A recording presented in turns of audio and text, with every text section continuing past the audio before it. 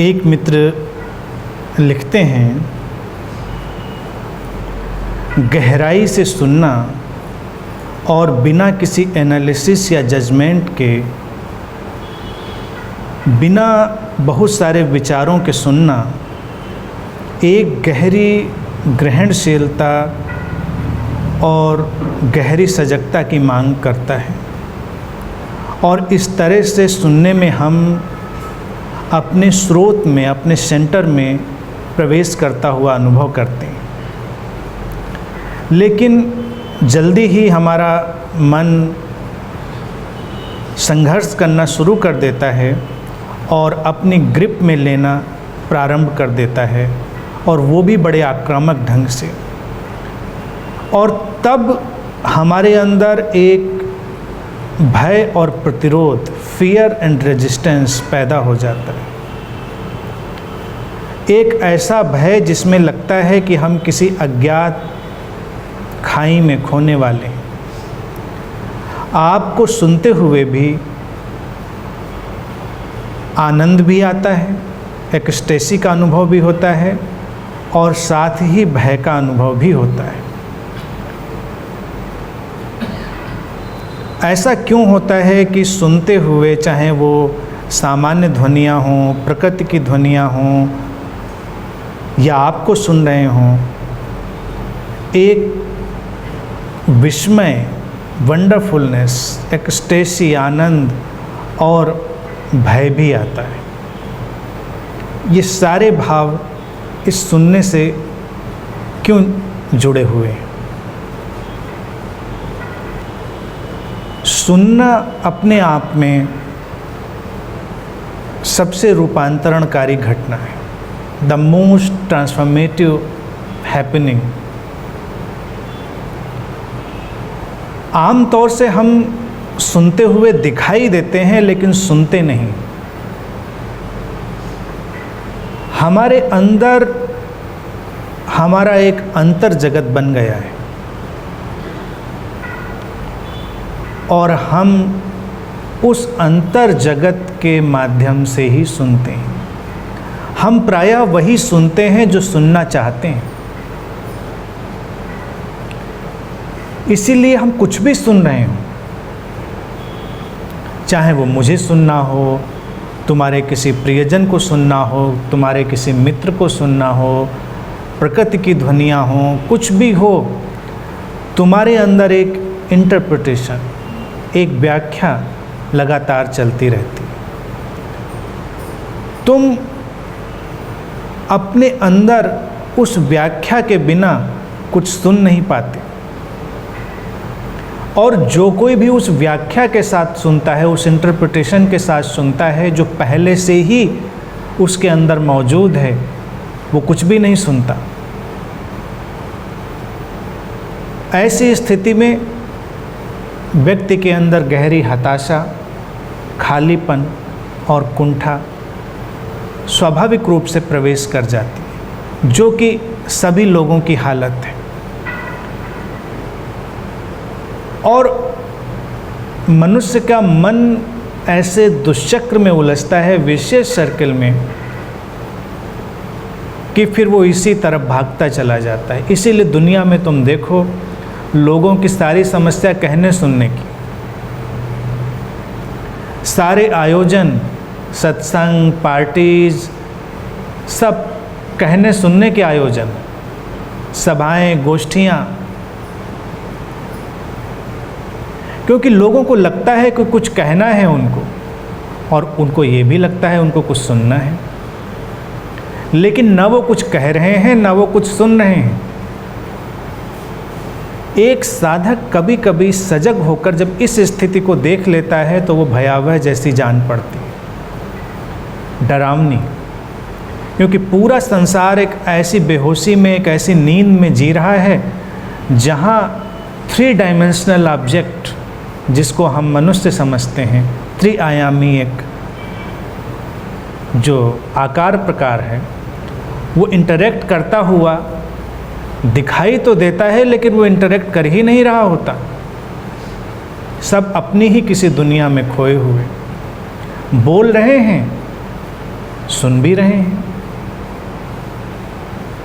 लेकिन सचमुच में सुनना नहीं हो रहा। इसीलिए इतना कन्फ्यूजन, इसीलिए इतना भ्रम, इतना केयास, इतना उपद्रव, और सबको ये शिकायत कि कोई मुझे समझता नहीं, कोई मेरी बात को समझता नहीं। तुम ज्योतिषियों के पास जाओगे, वो तुम्हें सबसे पहला यही वाक्य पकड़ाएंगे कि हैं तो आप बहुत अच्छे व्यक्ति, बस आपको कोई समझता नहीं, और आप गदगद हो जाते हैं। कितना सही बात है, मुझे कहाँ कोई समझ पाता है। लेकिन तुम ही कहाँ समझ पाते हो किसी को। समझना घटता है जब सुनना घट जाए। लिसनिंग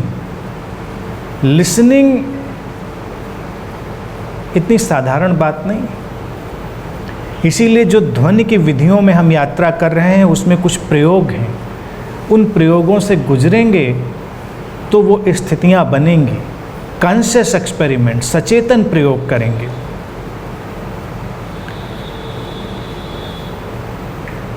एक और चीज़ तुम अगर ध्यान में लोगे तो तुम्हें हैरानी होगी। हमारी जो सेंसेस हैं, सुनने की हों, देखने की हों, स्पर्श करने की हों, सारी जो इंद्रियां हैं,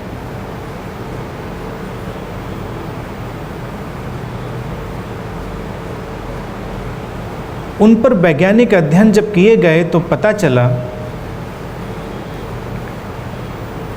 कि वो जितना सहयोग तुमको देती हैं वो बहुत न्यूनतम है, और इंद्रियों का निर्माण वस्तुतः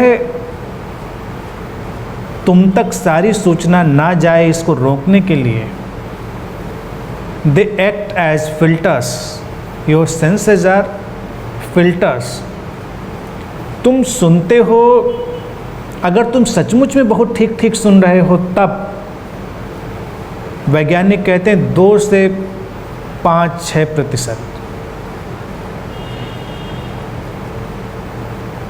5 बहुत ज़्यादा है, 2 और आमतौर से तो 0 ही है लेवल। थोड़ा बहुत इधर उधर सुन लेता है कोई।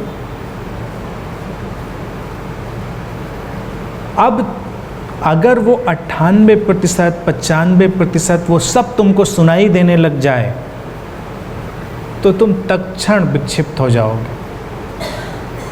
तुम्हारे शरीर की क्षमता वैसी नहीं है, वो डिज़ाइन ही वैसा नहीं हुआ है। उस तरह से सुनने से तुम्हारे अंदर एक केओस पैदा हो जाएगा। कभी कभी ध्यान की स्थितियों में तुम अपनी सामान्य सीमा से आगे कुछ सुन पाते हो और तब तुम भयभीत हो जाते हो। वही दिखाई देने में है। आँखें देखने का काम करती हैं, but they are good filters. वो 2 से 5% ही दिखाई देने वाली चीज़ों को हम तक पहुंचने देती हैं। बाकी दुनिया हमसे दूर बनी रहती है। अनसीन, अननोन वर्ल्ड, अदृश्य, अज्ञात जगत। अगर वो सब हमको दिखाई देने लग जाए तो हमारे लिए संभालना मुश्किल हो जाएगा। वही स्थिति स्पर्श की है। चारों तरफ वातावरण में इतना दबाव है, इतनी तरंगें हैं कि हम फिल्टर करके कुछ चीज़ों का स्पर्श महसूस करते हैं। हमारे जो न्यूरॉन्स हैं उनका जो इलेक्ट्रोकेमिकल इम्पल्स है वो बहुत ही कम चीज़ों को हम तक ले जाता है, अन्यथा हमको लगेगा कि हमारा शरीर नष्ट होने वाला है। सारी इंद्रियों का यही हाल है। कान सबसे महत्वपूर्ण इसलिए हैं क्योंकि वो लगातार पैसिव हैं। तुम्हारे ना चाहते हुए भी तुम तक सब ध्वनियाँ चली आ रही हैं।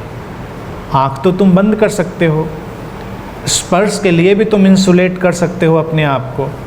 जैसे तुम जब ज़्यादा कपड़े पहन लेते हो तो स्पर्श का बाहरी दबाव तुम्हारे लिए रुक जाता है। स्वाद, उसको भी तुम नियंत्रित कर सकते हो, लेकिन स्वाद में भी वही बात है। जब तुम किसी भी चीज़ का स्वाद लेते हो तो 2 से 5%।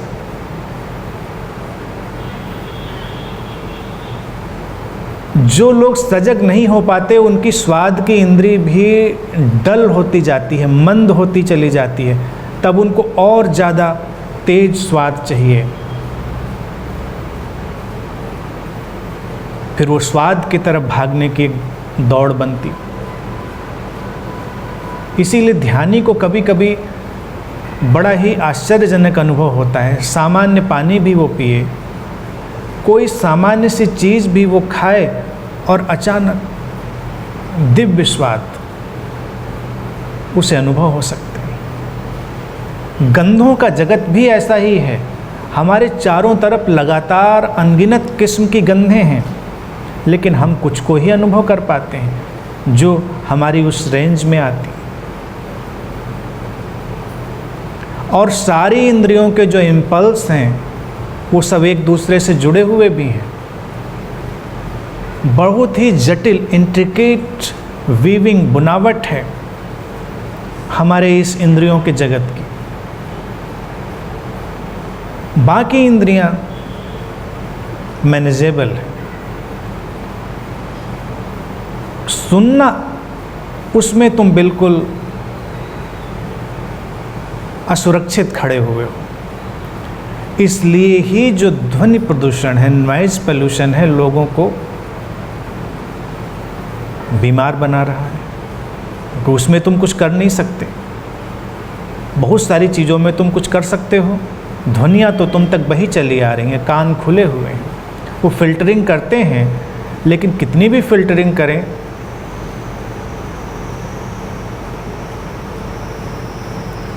तो वस्तुतः सुनने की घटना में बहुत सारे फैक्टर्स जुड़े हुए हैं। पहली चीज़ तो यही है कि जब तुम बहुत ग्रहणशील होते हो, रिसेप्टिव होते हो, तुम अपनी तरफ से कोई व्याख्या नहीं डालते, तुम अपनी तरफ से कोई बाधा नहीं डालते, तो जो जैसा है तुम उसको वैसा सुन सकते हो, संभव है। और वो सुनना तुमको आनंद से भरेगा। लेकिन हर आनंद के पीछे एक अज्ञात भय भी खड़ा है, क्योंकि तुमने आनंद को कभी जाना नहीं। वो तुमको कहाँ ले जाएगा इसे तुम जानते नहीं। कई बार अगर तुम लोगों का विश्लेषण करोगे, तुम देखोगे वो अपने दुखों से चिपके रहते, अपने दुखों को छोड़ना नहीं चाहते, और हर व्यक्ति दुख से मुक्ति के उपाय ढूंढ रहा है। लेकिन दुखों में उसने अपना इन्वेस्टमेंट किया हुआ है, वो आसान जान पड़ता है। तुम्हारी जानी पहचानी दुनिया है, तुम उस जानी पहचानी दुनिया में रहते हो, तुम सुकून अनुभव करते हो। पीड़ा है, दुख है, संघर्ष है, कलह है, लेकिन तुम्हारी जानी पहचानी दुनिया है। आनंद, एक्सटेसी, वो अनजानी दुनिया है, अज्ञात की दुनिया है। तुमको कहाँ ले जाएगी तुम जानते नहीं। इसीलिए हर व्यक्ति आनंद पर एक अंकुश लगाना चाहता है, आनंदित होने से डरता है, क्योंकि वो जब पैदा होता है तो अपने साथ एक बाढ़ लेकर आता है जो तुम्हारी चेतना की गहरी परतों में तुम्हें ले जाएगी। और इसी कारण से व्यक्ति हर चीज़ से डरा हुआ है। सुनने की बात पूछी है तुमने तो फोकस उसी पर है उत्तर का, लेकिन तुम सारी इंद्रियों को देखो, व्यक्ति हर चीज़ से डरा हुआ है।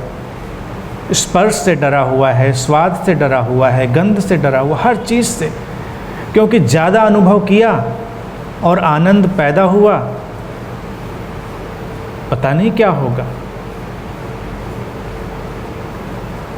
तुम मुंह लटकाए लटकाए घूमते हो, सब जाना पहचाना है, पहचाने हुए लगते हो। तुम अगर अपने घर में भी प्रसन्न प्रवेश करो, आनंदित, एक्सटेटिक, घर वाले थोड़ा तुमको कम पहचानेंगे, उनको लगेगा कुछ गड़बड़ है इस इंसान के साथ, क्योंकि समाज में और परिवार में आनंदित लोगों का उतना स्वीकार नहीं है। वैसे चेहरे कम दिखते हैं, तो आम तौर से लोगों के चेहरे भी वैसे ही बन गए, दुखी, निराश, कभी कभी वो प्रसन्न होने की कोशिश करते हैं तो अपनी प्रसन्नता को किसी न किसी कारण से जोड़ लेते हैं कि ऐसा होता है तो हम प्रसन्न होते हैं, वैसा होता है तो हम प्रसन्न होते हैं। और हर कारण के साथ आई प्रसन्नता एक दिन नष्ट हो जाती है। सुनने की घटना में भी यही है कि जब हम बड़ा सेलेक्टिव हो जाते हैं कि चलो हम ये संगीत सुनते हैं, हम वो प्रवचन सुनते हैं, हम इस तरह की बात सुनते हैं, हम सुबह पंछियों को सुनते हैं, हवाओं को सुनते हैं। आध्यात्मिक बात तो यही लगती है सुनने में, लेकिन ये अधूरा सच है। आध्यात्मिक बात ये है कि तुम शोरगुल भी सुनते हो, तुम अच्छी आवाज़ें भी सुनते हो, तुम सब कुछ सुन रहे हो और सब कुछ से तुम तटस्थ। तुम्हारे अंदर का जो केंद्र है, जहाँ से सारी ध्वनियाँ पैदा होती हैं, वो निर्ध्वनि का केंद्र है, साउंडलेस सेंटर। वहाँ कोई ध्वनि प्रवेश नहीं करती। तुम्हारे लिए सब इक्वल है। जब तुम इस अवस्था में होते हो तुम आनंद से भर जाते हो और उस आनंद को तुमसे कोई छीन नहीं सकता। लेकिन ये भी थोड़ी जानी पहचानी व्यवस्था नहीं है, इसलिए तुम्हें डर लगता है। तुम उन किस्म के सुखों और प्रसन्नताओं, प्रसन्नता यहाँ पर कई अर्थों में शब्द उपयोग किया जा रहा है, उसको ध्यान रखेंगे। एक प्रसन्नता सकारण विद काज, एक प्रसन्नता अकारण काजलेस। तो जो तुम्हारी सकारण प्रसन्नताएं हैं वो कारण के साथ छीनी जा सकती हैं, लेकिन तुम उनसे एटीज हो, तुम्हें उनमें भय नहीं लगता, क्योंकि अंदर तुम कहीं जानते हो कि ऐसा ही होता है। लेकिन जो काजलेस हैप्पीनेस है, जिसको एक्सटेसी या आनंद कहा है, उसके बारे में तुमको कोई परिचय नहीं है। वो तुमको कहाँ ले जाएगा, किस ओर मोड़ेगा, तुम्हें नहीं पता। इसलिए वो भय पैदा करता है। ज़्यादा सौंदर्य, ज़्यादा आनंद भय पैदा करता है। इसीलिए व्यक्ति कम सौंदर्य में और कम आनंद में जीना चुनता है। ये सामान्य जीवन। आध्यात्मिक जीवन वही है जब हम आनंद और सौंदर्य के असीमित विस्तार का स्वीकार करते हैं और साथ ही भय का स्वीकार भी करते हैं। भय बुरी चीज़ नहीं है, लेकिन फिर इसमें ध्यान रखेंगे कि हमारे पास इमोशनल डिक्शनरी है, बड़ी सीमित है। तुम उसमें देखोगे कि हमारे भावों के कुछ चंद शब्द हैं। अब जैसे भय, तुम जो अनुभव करते हो भय की तरह, वो हमेशा भय ही नहीं होता। एक बहुत बड़ी रेंज है भावों की, लेकिन वो भय से मिलता जुलता अगर होता है तो तुम्हारा मन तुरंत उसको कैटेगराइज कर देता है कि ये भय है।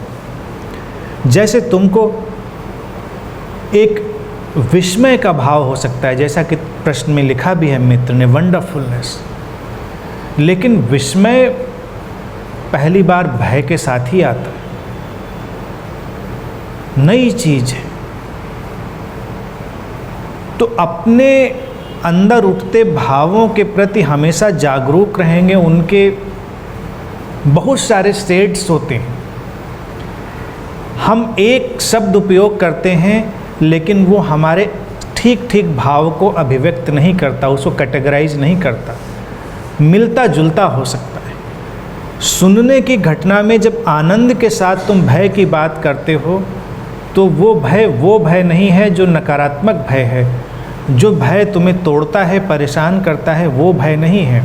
लेकिन अगर तुम सजग होकर उसे नहीं जान पाते हो, तो तुम अपने जाने पहचाने भय के इंटरप्रिटेशन के कारण रुक जाते हो। जब रुक जाते हो तो गहरे प्रवेश करना भी रुक जाता है। भय के साथ ही तुम प्रेम को भी समझ सकते हो, वो भी जुड़े हुए हैं। प्रेम से भी व्यक्ति भयभीत होता है, ज़्यादा प्रेम से। कम प्रेम के साथ जीने की हमारी आदत है, ज़्यादा प्रेम हो जाए तो भय लगता है ये कुछ जाल होगा, कुछ ट्रैप होगा, नकली होगा, कुछ असली तो नहीं हो सकता ये। लेकिन प्रेम से भी तुम एक चीज़ देखो, जब हम कहते हैं प्रेम तो ये एक डिक्शनरी वर्ड है हमारे लिए, शब्दकोश की दुनिया है। प्रेम की भी रेंज अंतहीन है और हर रेंज में बस 2 ही शब्द याद रखने वाले हैं, सकारण से अकारण, विद काज एंड काजलेस। संसार में बहुत सारे प्रेम के पैकेज कारण के साथ आते हैं, विद काज। कुछ प्रेम अकारण आते हैं। हम सकारण प्रेम को जानते हैं, इसलिए अकारण प्रेम को कभी समझ नहीं पाते और उसको ट्रांसलेट करते हैं, इंटरप्रेट करते हैं सकारण से ही, विद काज से ही। अब जैसे दैवीय प्रेम है, एक गुरु का प्रेम है, अकारण है, काजलेस है, लेकिन हमको वहाँ भी कारण दिखाई देने लगता है। कुछ कारण होगा, कुछ इनकी योजना होगी, कुछ व्यवस्था होगी, हालांकि लोग उस योजना व्यवस्था से ही चल रहे होते हैं। और प्रेम का जगत जो सकारण है, तुम देखो वो भी कैसे विदा होता है। अभी नदियां बह रही थीं प्रेम की, बस अगले ही क्षण वो कारण विदा हुए और सारी नदियां सूख जाती।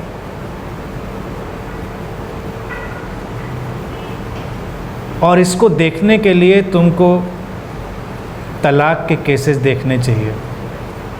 डिवोर्स के जो केसेस हैं उनको तुम्हें नज़दीक से देखना चाहिए। वही लोग जो जब साथ रह रहे थे तो आकंठ पंजे से लेकर सिर तक प्रेम में डूबे थे, और जब तलाक ले रहे होते हैं तो पंजों से लेकर सिर तक सारी गंदगी ओढ़ लेते हैं। आरोप प्रत्यारोप, लड़ाई झगड़े, जितनी खराब बातें हो सकती हैं वो सारी वहाँ पर चली आती। और ठीक तलाक के बाद कोई मतलब नहीं। सुबह से शाम तक जिस इंसान से तुम्हें बहुत मतलब था वो ठीक है, सुरक्षित है, तुम बहुत कंसर्न थे, उसके बाद तुम बिल्कुल कंसर्न नहीं। तो ये क्या प्रेम है? क्योंकि बहुत सारे जो प्रेम के ऐसे ढंग हैं वो सकारण ही हैं। तुम उनसे कारणों को खींच लो, विदा हो जाएंगे। तो जब प्रेम घटे तो तुम खुले रहो। ये किस डायमेंशन से आया है कोई नहीं जानता। प्रकृति का भी अपना एक प्रेम है, लेकिन उसको हम इसलिए अनुभव नहीं कर पाते क्योंकि हम कारण के साथ जुड़े। क्या तुम्हें लगता है इतनी सारी प्रकृति न्यूट्रल खड़ी है, निरपेक्ष खड़ी है? नहीं, वो तुम्हारे प्रेम में है। ये चांद तारे, ये धरती, ये पेड़ पौधे सब तुम्हारे प्रेम में डूबे हैं, लेकिन उसे अनुभव करने के लिए एक नए किस्म की संवेदनशीलता चाहिए। ऐसे ही ये पूरा जगत तुमसे संवाद में है, उसकी ध्वनियाँ तुम तक आ रही हैं, लेकिन तुम कुछ सेलेक्टेड ध्वनियों को सुनने में लगे हुए हो, इसीलिए तुम उन्हें नहीं सुन पा रहे। ध्वनि के विज्ञान के बारे में तुम जानते ही हो कि हर चीज़ की अपनी पर्टिकुलर ध्वनि, हर घटना की, हर ऑब्जेक्ट की, चारों तरफ जो कुछ भी हो रहा है उस सब की एक साउंड है, खास किस्म की ध्वनि। अगर तुम खुले हुए हो तो तुम तक वो आएगी, और कभी कभी जब तुम तक आएगी तो तुम चौंकोगे, तुम हैरान होगे, और स्वाभाविक रूप से तुम डरोगे ही। तुम जिस कुर्सी पे रोज़ बैठते रहे हो, अचानक वो कुछ गुनगुनाने लगे, तुम थोड़ा विक्षिप्त जैसे होने लगे हो। पश्चिम में कई स्पिरिचुअल कल्ट्स में लोगों ने ऐसी ड्रग्स का उपयोग किया इस तरह के अनुभव देने के लिए। ऐसे एक्सटेटिक अनुभव देने के लिए। सबसे पॉपुलर ड्रग रही LSD, उसके बाद और भी ड्रग्स आई। एक्सटेसी नाम से एक टेबलेट भी आती रही। LSD लेने वालों का अनुभव ऐसा ही होता है, सब एकदम अद्भुत दुनिया में बदल जाता है। वही कुर्सी, वही दीवार, वही सब कुछ तुम्हारे लिए इथरल हो जाता है, अलौकिक हो जाता है। तुम्हें कुछ रंग दिखने लगते हैं, कुछ आवाज़ें सुनाई देने लगती हैं, कुछ का कुछ। अपने देश में जो पॉपुलर ड्रग रही है भांग,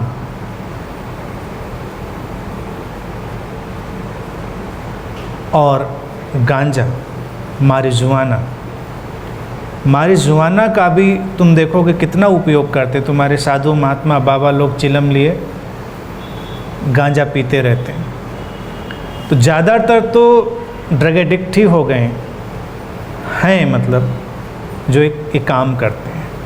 लेकिन कभी कभी इन पर कुछ प्रयोग किए गए ऐसे रसायनों पर कि तुम देख सकते हो कि अचानक तुम्हारे लिए सेंसेस की एक नई दुनिया खुल जाती है।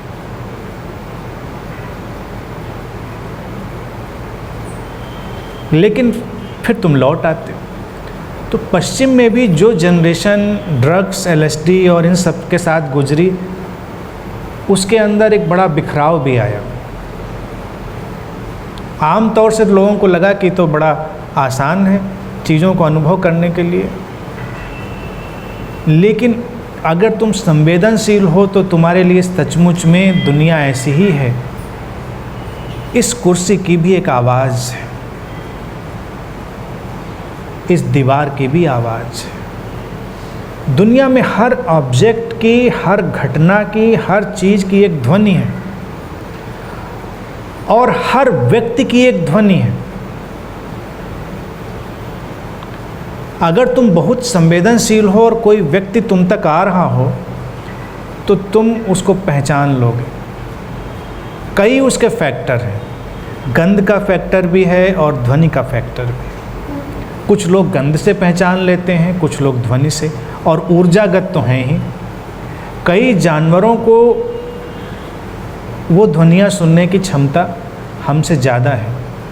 हाथी है, घोड़ा है, कुत्ता है, इन सबको हमसे ज़्यादा ध्वनियाँ सुनाई देती हैं। इसीलिए जब तुम घर की ओर आ रहे हो,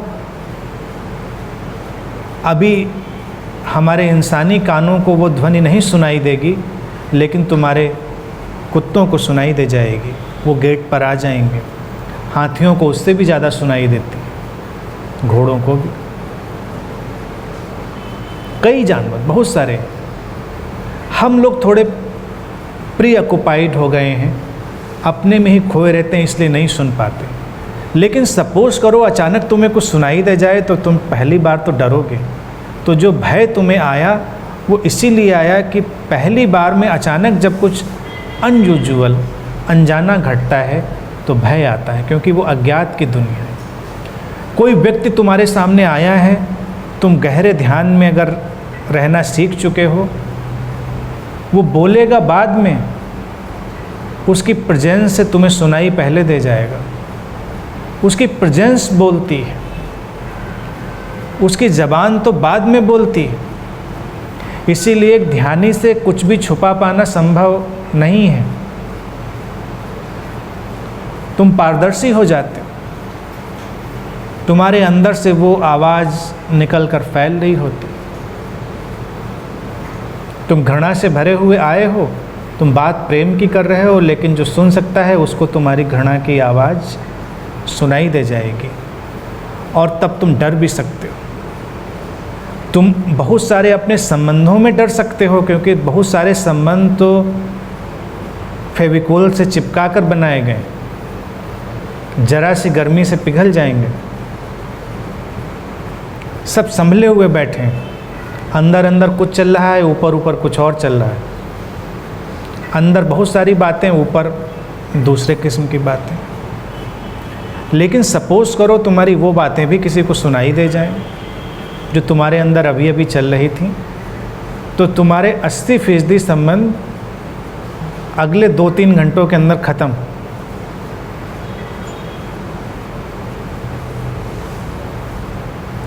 इसीलिए ध्वनि और आवाज़ की दुनिया बड़ी डरावनी भी लगती, लेकिन शुभ है। तुम संवेदनशील हो रहे हो तो ये शुभ है। और एक गुरु को भी सुनते हुए तुम्हें कई अनुभव हो सकते हैं। जो वो बोल रहा है, जो उसके शब्द हैं, वो भी 2% ही है जो तुम तक आ रहा है। उसके पीछे कुछ और भी ध्वनियाँ लिपटी हुई हैं, कुछ कॉस्मिक जागतिक ध्वनियाँ भी हैं, तुम्हें बदलने वाली ध्वनियाँ भी हैं। तुम तक जब वो टकराती हैं तुम बदलने लगते हो, और उन ध्वनियों को सुन पाना ही सबसे बड़ा सौभाग्य है। इसीलिए तीर्थंकर महावीर ने अपने साधकों को नाम दिया था श्रावक। श्रावक और श्राविकाएं। श्रावक का अर्थ जो श्रवण कर सकता है, सुन पाता है। उन्होंने सुनने की कला पर सबसे ज़्यादा काम किया था। उन्होंने सुनने के विज्ञान में बहुत गहराई से प्रवेश किया। इसीलिए वो ये कह पाए कि अगर तुम ठीक ठीक सुन पाते हो तो तुम्हारे लिए किसी साधना की ज़रूरत नहीं, न किसी ध्यान की ज़रूरत, न किसी तपस्या की ज़रूरत। बस सुना, रूपांतरण, सुना और बुद्धत्व घटा। लेकिन वो सुनना अलग किस्म का है। महावीर जब अपने एकांत में जंगलों में रहे तो वो कहते हैं इस तरह से ट्यून्ड हो गए पूरी प्रकृति से कि वो पशु पक्षियों को, पेड़ पौधों को, चट्टानों को, सबको सुन पा रहे थे, सबसे संवाद कर पा रहे थे। और उस संवाद के आधार पर ही उन्होंने जो अपना सिद्धांत दिया, अहिंसा,